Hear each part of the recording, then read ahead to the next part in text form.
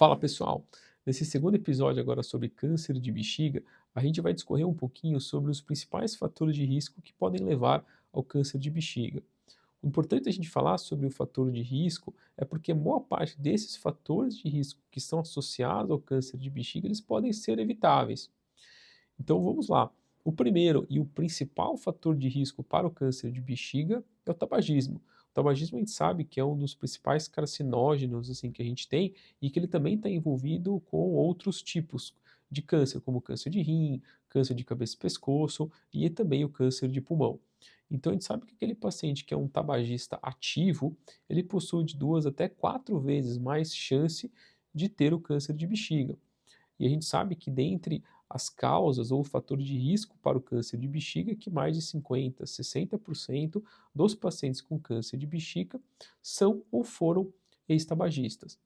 E o bom é que, se você parar de fumar, ele não isenta totalmente o paciente de ter o câncer de bexiga, mas obviamente é muito diferente daquele paciente que ainda continua sendo um fumante ativo.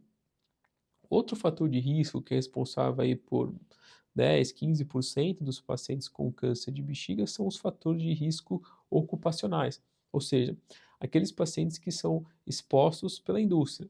Geralmente aqueles derivados das aminas aromáticas, aqueles trabalhadores com petróleo, borracha, sapato, enfim, esses são outros riscos ocupacionais que são relacionados com o câncer de bexiga.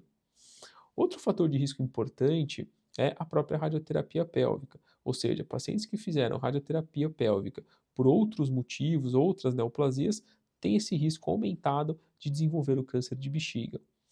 Um outro fator de risco, mas aí menos comum, é a infecção pelo xistosoma hematóbio, que é um germe comumente encontrado ali na região da África, mas ele está relacionado ao carcinoma espinocelular, não tanto ao carcinoma urotelial, que é o subtipo histológico mais comum dos pacientes com câncer de bexiga.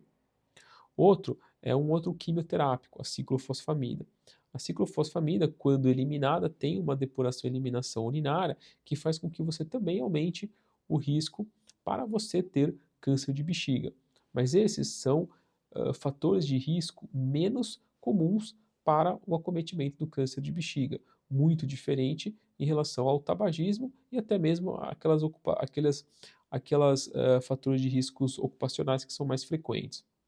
Existe aí vem alguma dúvida de alguns pacientes com relação a alterações genéticas. Sim, pacientes com história familiar de câncer de bexiga têm realmente um risco um pouco aumentado.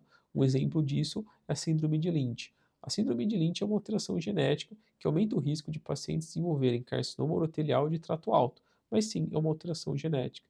Então, pacientes que têm história familiar de câncer de bexiga e, eventualmente, aqueles pacientes com síndrome de Lynch, eles têm realmente sim um fator de risco aumentado para desenvolver aí um carcinoma urotelial, principalmente um carcinoma urotelial de trato alto.